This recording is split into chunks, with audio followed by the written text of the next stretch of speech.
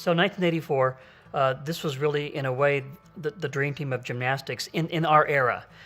We had a team of guys that had competed together in world championship competition for a number of world championships. Not a lot of change had taken place in the last 3 years with the U.S. men's team. So it wasn't like we had a new team every year, or one guy's on the team, one guy's off, one guy's... It was really the same core group of guys.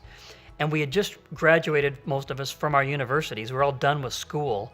And so you didn't have any of those college rivalries with Nebraska and UCLA and Oklahoma. We were now the USA team.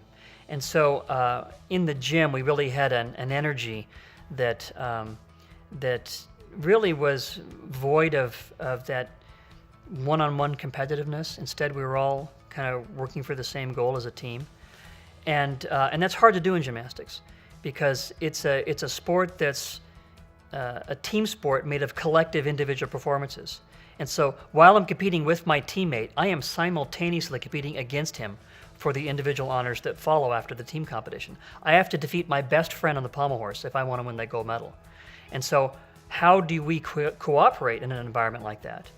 And in most cases, I mean, I don't see a corporation with 2 CEOs or 3 CEOs, right? There's only going to be one that's going to be at that certain level. So how do you create an atmosphere in that environment where you're all really working together and you don't really care so much about who's on top that week or that month or in that competition?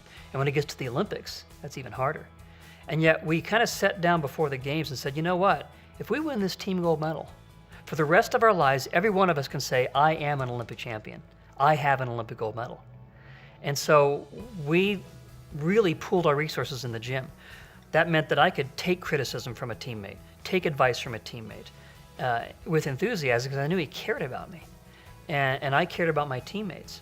And what that did was it helped us to be much better individual athletes. It helped us then as a group to rise above others. Win-win all the way. If you ever want help in life, you got to be willing to give help.